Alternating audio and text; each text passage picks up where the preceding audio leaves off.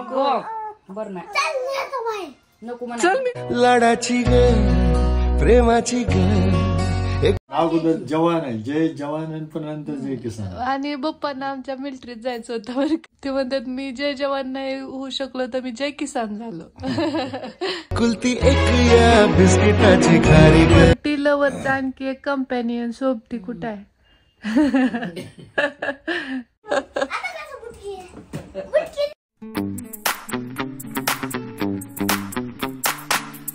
विचारू का कुठले पण मधले?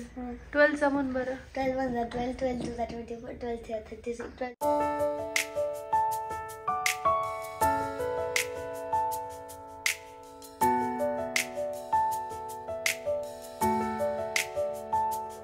हाय हॅलो नमस्कार. आपल्या चॅनलवरच्या अजून एका नवीन व्लॉगमध्ये मी वर्षा तुमचं अगदी मनापासून स्वागत करते. तर केस धुतलेत आणि टिकली वगैरे लावायची त्या अगोदरच बाळ उठलं आणि रडायला सुरुवात केली तिने आणि खूप जास्त रडत होती. त्यामुळे मग मी केस सुकवायचे पण आणि टिकली लावायची पण तशीच ठेवली आणि तिला अगोदर शांत केलं. आता ती शांत झाली आहे. तर आता आईचं आणि वहिनींचं म्हणणं असं आहे की अगोदर तू काहीतरी खाऊन घे आणि त्यामध्ये सगळ्यात महत्वाचं म्हणजे आता थंडीचे दिवस आहेत तर गुळाची जी पोळी असते म्हणजे कोंदीची कूट आणि शेंगदाणे आणि म्हणजे शेंगदाण्याचं कूट त्याच्यात गुळ आणि काही जण तीळ पण वापरतात तर त्याला कोंद म्हणतात. तर ती पोळी आणि तूप किंवा नुसती पोळी आणि दूध असं पण चालतं किंवा नुसतीच पोळी सुद्धा चवदार लागते तर ते खा.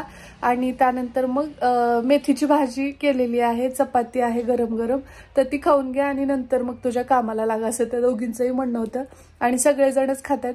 आता म्हणजे नाश्ता झाल्यानंतर म्हणजे चहा नाश्ता सकाळीच झाला त्यानंतर मग बाकी मुलांना आणि आम्ही सगळेजणच थोडं थोडंसं आता खाऊन घेतो. त्यानंतर मग जेवण म्हणजे मधलं हे ब्रंच म्हणायला हरकत नाही पण नाश्ता करून ब्रंच. जनरली ब्रंच कसं की नाश्ता नाही केला आणि लंच थोडंसं अगोदर आणि नाश्ता थोडासा उशीर म्हणजे त्या दोन्हीचं एक म्हणतात ना की नाश्ता नाही केलेला असेल आणि उशीर झाला आपल्याला नाश्त्याला आणि मग जेवण थोडंसं त्याच्या अगोदर करणं म्हणजे ब्रंच. तर तो प्रकार आहे म्हणायला हरकत नाही पण माझं तर आज असं झालंय नाश्ता पण केलाय पण खूप लवकर केल्यामुळे भूक लागली आणि बाळामुळे तर साहजिकच जरा जास्तच भूक लागते आणि थंडी आहे तर थंडीच्या दिवसात अन्न गोड परत झोप गोड असं असतं ते आणि दिवस छोटूसा आणि रात्र मोठी तरी पण रात्र कमीच वाटते अशी अवस्था कारण की थंडी खूप असल्यामुळे. आणि हा गाऊन मी वेअर केलाय. मी विचारलं होतं की याच्या स्लीव्ज ज्या आहेत तर त्याला काय म्हणतात तर बऱ्याच जणींनी कमेंट बॉक्समध्ये सांगितलं की बेली स्लीव्ज म्हणून. So thank you so much. मला हे खरंच माहिती नव्हतं तुमच्यामुळे माहिती झालं. तर आता पिल्लू पण झोपली आहे तर तिला छान पाण्यात झोपवते आणि मग मी थोडंसं तयार होते आणि मग थोड्या वेळाने भेटू आपण. सगळ्यांची कोंदीची पोळी खाऊन झाली पण मी मागे राहिले होते बाळामुळे तर आता मी पटकन खाऊन घेते. तर बाळ झोपलंय आता थोडंसं आवरून घेते मी माझं केस वगैरे सुकवते कारण थंडीचे दिवस आहेत. केस ओले राहिले की मग विचारायलाच नको परत डोकं दुखणं आणि बऱ्याच गोष्टी होतात. हे आहे अगारोचं फूड डिहायड्रेटर ज्याच्यामध्ये तुम्ही वेगवेगळी फळं असतील, भाज्या असतील, हर्ब्स असतील किंवा मग फिश, मीठ हे सगळं तुम्ही याच्यामध्ये डिहायड्रेट करू शकता. या इतर डिस्प्लेवरती तुम्हाला टेम्परेचर सेटिंग सुद्धा दिलेले आहे. जसं की हर्ब्स जर तुम्हाला डिहायड्रेट करायचे असतील तर 35 ते 40 डिग्री सेल्सिअस वरती करू शकता. त्यानंतर भाज्यांसाठी 40 ते 45 डिग्री सेल्सिअस, फ्रूटसाठी 55 ते 60 डिग्री सेल्सिअस आणि फिश आणि मीठसाठी 60 ते 70 डिग्री सेल्सिअस अशा पद्धतीने तुम्ही टेम्परेचर सेटिंग्स वेगवेगळ्या करू शकता. हे फूड डिहायड्रेटर स्टार्ट करण्यासाठी इथं स्टार्ट आणि स्टॉपचं एक बटन दिलेलं आहे ज्यावरती तुम्हाला सुरुवात करतानाही ते थोडंसं प्रेस करून ठेवायचं आहे.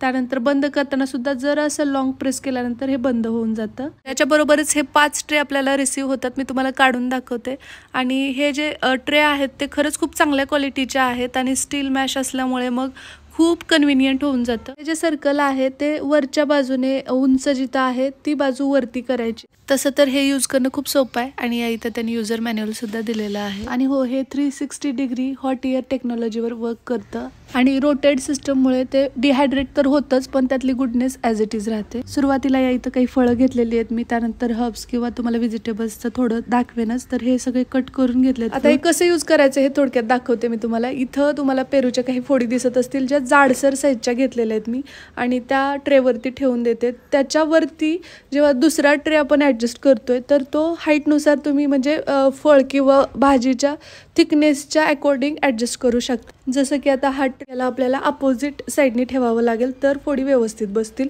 जर खिसलेला गाजर, बटाटा किंवा मग तुम्ही बीटरूट यूज करत असाल, ते डिहायड्रेट करत असाल, तर त्यावेळी तुम्हाला अपोजिट डायरेक्शननी ते ठेवायचं आहे. हे पाहू शकता आता हे व्यवस्थित बसतं. आता याच्यामध्ये जे कुठले फ्रूट किंवा हर्ब्स, व्हेजिटेबल जे ठेवताय तुम्ही ते 360 डिग्री हॉट एअर टेक्नॉलॉजीवरती रोटेट होऊन एक्सेसिव्ह जे वॉटर आहे ते डिहायड्रेट करतं. त्यासोबतच महत्त्वाचं म्हणजे याच्यातील जे काही ज्युसेस, न्यूट्रिशन्स किंवा विटॅमिन्स, मिनरल्स आहेत ते हे प्रिझर्व करतं. त्यातली जी गुडनेस आहे ती 97% पर्यंत ते ॲज इट इज राहते. त्यामुळे मग तुम्ही लॉंग टाईमपर्यंत हे फ्रूट्स, हर्ब्स किंवा जे काही व्हेजिटेबल्स आहेत त्या प्रिझर्व करू शकता. काही भागामध्ये काही प्रादेशिक फळं त्या सीझननुसार येतात आणि ती नंतर आपल्याला, जसं की आंबा असेल किंवा मग आपले जे ग्रेप्स असतात तर ते नंतर नसतात, तर ते सुद्धा तुम्ही अशा पद्धतीने डिहायड्रेट करून प्रिझर्व करून ठेवू शकता. जे काही त्याचे न्यूट्रिशन व्हॅल्यू आहेत ते आपण ऑफ सीझनमध्ये सुद्धा घेऊ शकतो. तुम्ही याच्यामध्ये काय ठेवलंय त्यावरती तुम्ही टेम्परेचर सेटिंग करू शकता. जसं की याच्यामध्ये मी फळं ठेवलेली आहेत तर त्यासाठीचं टाइम टेम्परेचर मी सेट करून घेते. अगोदर स्टार्ट बटनवरती थोडं लॉंग प्रेस करायचं, हे स्टार्ट होतं. जे टाइम टेम्परेचरचं बटन आहे ते दुसऱ्यांदा दाबल्याबरोबर आपल्याला त्याचं टेम्परेचर सुद्धा ॲडजस्ट करता येतं. याच्यामध्ये 35 डिग्री सेल्सिअस पासून ते 70 डिग्री सेल्सिअस पर्यंत आपल्याला ॲडजस्ट करता येतं. आणि टायमरमध्ये आपण जास्तीत जास्त 48 तास ते कमीत कमी 30 मिनिटापर्यंतचा टायमर ॲडजस्ट करू शकतो. आणि समजा तुम्हाला सिंपल फॅन यूज करायचा आहे त्याचं सुद्धा ऑप्शन याच्यामध्ये दिलं गेलेलं आहे. तर या इथं आता आपले फ्रूट्स जे आहेत ते डिहायड्रेट होतात. याच्यामध्ये मी इन बिटवीन टोमॅटो पण ॲड केले. 6 तासासाठी हे फ्रूट्स डिहायड्रेट करायला ठेवले. 6 तासात हे आपोआप डिहायड्रेट होतात, तर ते मी तुम्हाला पुढे दाखवेनच. 6 तास झालेले आहेत आणि आपली ही जी फळं आहेत ती डिहायड्रेट झाली आहेत. तुम्ही याची पावडर करूनही ठेवू शकता ॲज इट इज असे, पण तुम्ही काचेच्या भरणीत स्टोअर करू शकता. मला तर हे डिहायड्रेट खूप आवडलंय. तुम्हाला जर हे मागवायचं असेल तर लिंक सगळ्या डिस्क्रिप्शन बॉक्समध्ये दिलेले आहे, तिथे जाऊन तुम्ही मागवू शकता. किती छान हे डिहायड्रेट झालंय. ही कढीपत्ता आणि कोथिंबीर पण डिहायड्रेट करून घेणार आहे, कारण बऱ्याचदा खूप जास्त महाग कोथिंबीर मिळते किंवा कढीपत्त्याची जुडी सुद्धा कधी कधी खूप मागते. तर त्यावेळी आत्ता डिहायड्रेट करून ठेवलेली कोथिंबीर असेल किंवा कढीपत्ता असेल याची पावडर करून सुद्धा आपण ठेवू शकतो किंवा ॲज इट इज असंच जरी भरणीत ठेवलं ना तरी सुद्धा ते म्हणजे आपल्याला पुढे वापरायला खूप जास्त बेनिफिशियल ठरतं. मला तर हे फूड डिहायड्रेटर खूप आवडले. तुम्हाला जर मागवायचं असेल तर लिंक डिस्क्रिप्शन बॉक्समध्ये आहे, तिथे जाऊन तुम्ही हे परचेस करू शकता. सध्या थंडी एवढी आहे ना विचारू नका, त्यामुळे मग ओठांना थोडासा लिप बाम लावला. खूप कोरडे ड्राय वाटायला लागण्याच्या अगोदर काळजी घेतलेली कधी बरी, पण तेवढ्यामध्ये बाळ उठलेलं आहे. हो घेते ग बाळा. ओ घेऊ. ओ पप्पा नाश्ता करून त्यांची बरीच सारी शेतातली कामं वगैरे आवरून जेवणासाठी आले, तरीही मी बाळाला झोपवतीच आहे. आता इथं त्यांचं जेवण चालू आहे आणि मी तुम्हाला दाखवते किती वाजले ते. 1:10 झालेत आणि मी बाळाला झोपवते. फायनली झोपली आता. हा गारव्यानं.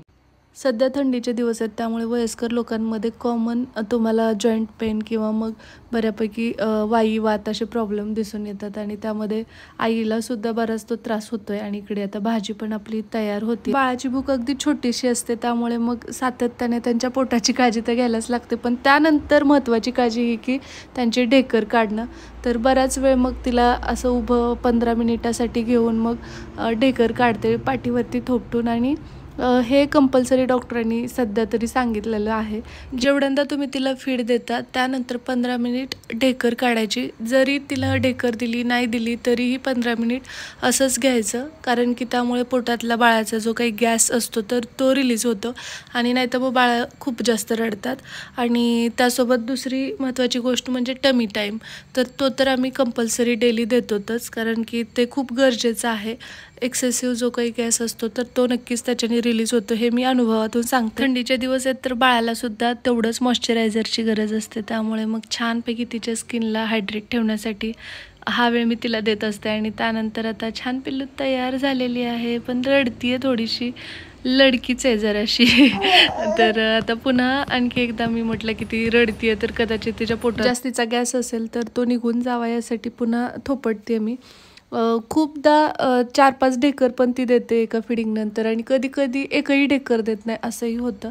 मला खूपदा टेन्शन यायचं सुरुवातीला की हे ढेकर का देत नाही कधी कधी, तर तसं टेन्शन तुमच्यापैकी काही जणींना येऊ शकतं. तर हे नॉर्मल आहे असं डॉक्टरांचं म्हणणं आहे. फक्त आपण आपलं कर्तव्य करायचं की फिडिंग झाल्यानंतर 15 मिनिट तिच्यासाठी काढून ठेवायचे आणि खरंच त्याच्याने फरक थोडाफार तरी जाणवतोय. मांडीवर घेतलं की शांत झोपायची. मी काही या क्षेत्रातली कुठली तज्ज्ञ नाही आहे, पण तरीसुद्धा माझ्या अनुभवातून काही गोष्टी मी तुमच्यासोबत शेअर करत असते, जेणेकरून म्हणजे बऱ्याच जणींना टेन्शन असतं हे की मला म्हणजे दूध पुरत नसेल का, त्यामुळे बाळ रडत असेल का किंवा काय. तर याविषयीसुद्धा मी डॉक्टरांशी बोलल्यानंतर मला समजलं की त्यांनी दिवसभरामध्ये ॲटलिस्ट 7 ते 8 वेळा सुजर केली बाळाने तर त्याचं पोट भरतं आहे हे तुम्ही पक्कं समजून चला. त्यामुळे मग त्याच्यावरनं आपण समजून घेऊच शकतो. आणि आता पिल्लूला सॉक्स वगैरे घातलेत. बऱ्याच जणी म्हणतील की हे मग ड्रेस जो आहे तो थंडीच्या दिवसात तेवढा शॉर्ट का घातला आहे, त्याला स्लीव्ज वगैरे नाही आहेत. तर ते आतून घालते मी त्याला आणि त्याच्यावरती परत दुसरा जो ड्रेस आहे ज्याच्यामध्ये ती नखशिकांत झाकली जाते असा घालते, कॅप वगैरे बांधून. म्हणजे जे टोपडं असतं ना, आईची खूप इच्छा असते की हे वालं लाल जे आहे ना टोपडं, तर ते तिला बांधायचं, त्याच्यावरती खूप छान दिसतं असं ती म्हणते. आणि जुन्या पद्धतीचं असल्यानं ते आईला खूप आवडतं, मग तिच्या इच्छेसाठी मी ते बांधत असते आवर्जून. आणि नंतर मग झोपी गेल्याशिवाय तिला टिक्का लावणं म्हणजे अवघडच आहे, मोठं धर्मसंकट आहे, इतकं ती सगळं मेसअप करते जागी असल्यास. म्हणून मग ती गाढ झोपली की तुम्ही सांगितलं होतं मला की एकतरी तिला टिक्का लावत जा, नजर लागत नाही त्यामुळे. म्हणून मग आता इथं छान कपाळावरती एक टिक्का, गालावरती आणि केसांवरती आणि हातात आणि पायावरती दिला जातो. पण आता पायाला मी तिच्या सॉक्स घातलेत, तर हे लावल्यानंतर परत थोडंसं पावडर त्याच्यावरती लावली की मग ते पसरत नाही, नाहीतर काजळामुळे मग ते काळं वगैरे इकडे तिकडे लागतं आणि परत ते खूपच मेसअप होऊन जातं. 6, 12, 9 जार 108, 12, 120. 13 चालू करायचं. इथं ना हे चुकलंय तुझं. 7. तेवढं क्लिअर. श्री कशाचा अभ्यास करतोय? मॅथ्सचा. टेबल झाले का? झाले की. विचारू का कुठले पण मधले? 12चा म्हण बरं. 12 1 जार 12, 12 2 जार 24, 12 3 36, 12 4 जार 48, 12 5 जार 60, 12 6 जार 72, 12 7 जार 84, 12 8 जार 96, 12 9 जार 108, 12 10 जार 120. मग पुढचा टेबल दे. तो झाला कलर. तर पुढचा टेबल इथं श्रीला देते मी. शौर्य, श्री आणि चिकू तिघं पण टेबल वगैरे व्यवस्थित लर्न करतात. डेली 5 वर्ड्स त्यांचा होमवर्क सोडून एक्स्ट्राचे करतात, त्यामुळे तेवढ्यात आम्ही खुश आहोत. आणि ते झाल्यानंतर मस्तपैकी त्यांना खेळायला सोडतात, म्हणजे दिवसभरातले ॲटलिस्ट 2 तास तरी ते ग्राउंडवर खेळावेत ह्या हिशोबाने. आपली छान इकडे श्रीचा अभ्यास चाललाय इथं. आणि आता मी ना थोडं केस वगैरे सुकवून घेते आणि त्यानंतर मग कंटिन्यू करू हा व्लॉग. 13 म्हणा. 1 मिनिट श्री थांब, दाजूला झालंय का? 13 1 जार 13, 13 2 जार 26, 13 3 जार 39, 13 4 जार 50, 2 13 5 जार 65, 36 जार 72, 78, 13 थांब वापस म्हणतो. 13 1 जार 13, 13 2 जार 26, 13 3 जार 39, 13 4 जार 52, 13 5 जार 65, 13 6 जार 78, 13 7 जार 91, 13 8 जार 100, 13 7 जार 91, 13 8 जार 104, 39 जार 170, 39 130. छान झाला. तुझा झाला का रे? चालू आहे. वेगवेगळ्या रूम मध्ये का करताय रे तुम्ही अभ्यास? भांडणं होतात म्हणून.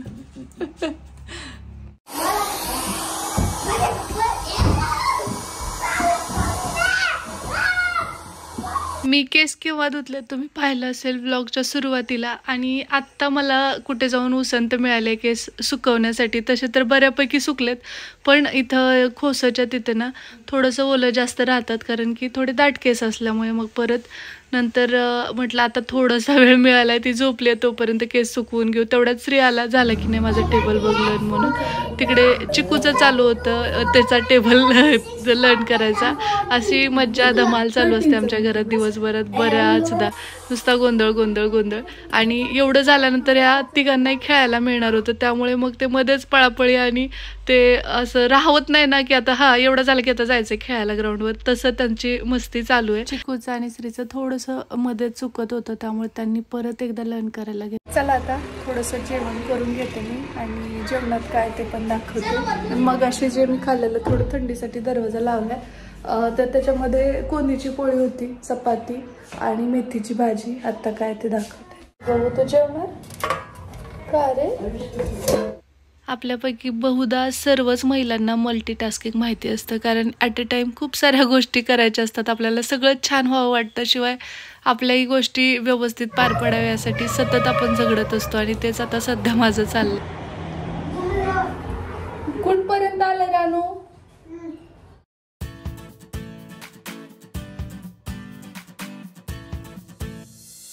व्यवस्थित केली म्हणलं.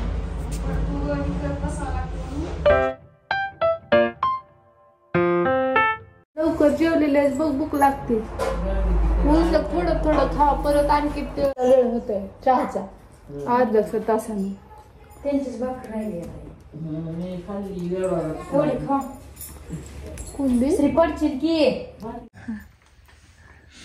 T time. टी लवर आणखी एक कंपॅनियन सोबती कुठं आहे. मग आम्हाला टायमाची गरज नाही, कुठल्याही टायमिंगला चालतंय. गेल्या वर्षी का त्याच्या टायमाला कांद्याच्या परत लागला 39, 38, शेवटच्या 34 लागला.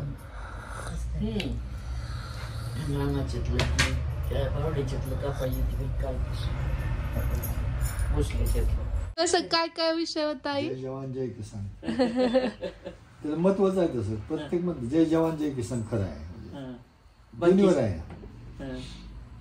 ते संरक्षण देणार आहे, हा, आणि ही खाऊ घालणार आहे. जगाचा पोशिंदा आहे, म्हणून ते ही पोषण आहे आणि ती संरक्षण आहे, म्हणून त्यांना तसं मानलं. तरी जय जवान आधी आहे. जय जवानापेक्षा जय किसान विमुख. दोन्ही तितकेच महत्वाचे. बॉर्डरवरती असल्यामुळे आपण इथं सुरक्षित. दोन्ही पण तितकेच महत्वाचे आहेत, आहे का नाही. दोन्ही महत्वाचे. अगोदर जवान आहे, जय जवान, आणि पण नंतर जय किसान. आणि बाप्पांना आमच्या मिलिटरीत जायचं होतं बरं का. फेगडे होते पण गेलं नाही. ते म्हणतात मी जय जवान नाही होऊ शकलो तर मी जय किसान झालो. त्यावेळेस देह होतं माझं, वयाच्या 20व्या वर्षी देह होतं. देह कसं होतं, सिटीला असल्यावर देह तयार होते, बार्शीला असताना देह तयार होतं. बार्शीला कोणत्या ह्याच्यात होता तुम्ही शाळेत. सुलाके हायस्कूल. बार्शीचे लय जण आपले व्हिडिओ बघतात. तिथं भगवान तर बार्शीची किती बोलती मला सुद्धा. भया तिथं होता का आपला. तर त्यांनी ते कॉलेज आहे का त्याची ओळख सांगितली. तिथल्या प्रिन्सिपल आहेत एक, ते आपले व्हिडिओ बघतात. त्यांनी आईला बी फोनवर बोलले की, तर ते म्हणतात कधी आला जर बार्शीला तर आमच्या घरी या. आमचे शिक्षक आता म्हणजे रिटायर होऊन म्हातारे झाले, थकले, मी म्हातारा झालो. रोहिले सर वगैरे तुमच्या सोबतच होते, क्लासमेट आहे. ना रावसाहेब, रोहिले, विष्णू, साहेबाचा, चव्हाणचा. त्यातले काही जण मिलिटरीत गेले आहे की नाही का. नाही, रावसाहेबच गेला त्यावेळेस. त्याला खरं मिलिटरीत जायचं नव्हतं आणि ते गेले. आम्हाला मिलिटरीत जायचं होतं. त्याने मिलिटरीला भरतीला यायचंच नाही. आम्ही कुठलीच भरती सोडायची नाही. साहेबा बुटका होता म्हणून घेतलं नाही. मी सगळं होतं तर माझं पाय फेगड होतं. रावसाहेब चांगला होता. रावसाहेब चांगला होता, पण तिकडे जातच नव्हता. ती त्याची परिस्थिती चांगली होती रावसाहेबची घरी. काय हो की आली की गेलं, ती भरतीच झाली. कांद्याच्या रानात नवीन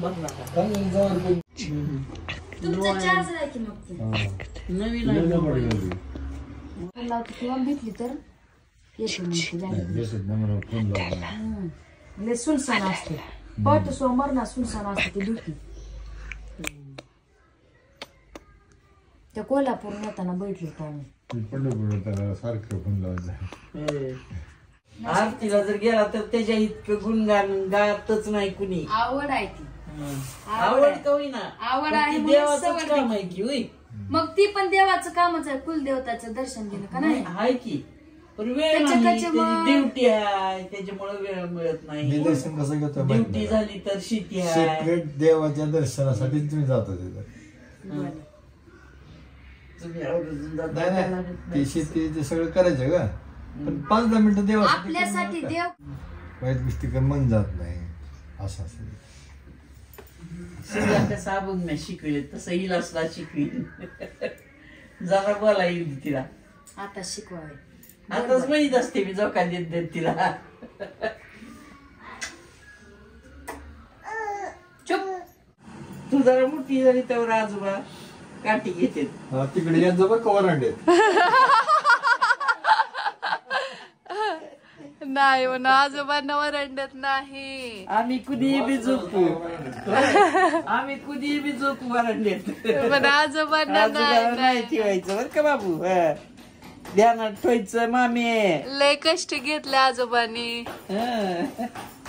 नाही नाही म्हणा आजोबा तसं नाही नाही नाही नाही. 2च भाकरी टाकून 2 चपाती येत्या.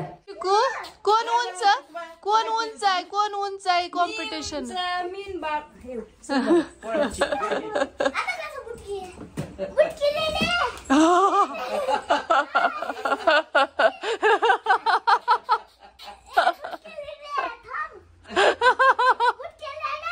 हे तसलं काय बोलायचं नसतंय. आणि तू बी मुटकीच लिहिली. अगे पडल बर का वहिनी वहिनी पडल. खिडकी उघड्या बाहेर जायची. बाळाची लय बाबा मजा होईल थोडी. नाही लय उंच ती बाळा. बुटकी राहत नाही. माझी चिमणी, माझी पंकुडी, माझी पंकुबाई. बर नाही नको म्हणा. चल मी नेतो बाहेर. काकत नका ठिसक्या दाजा म्हणाले.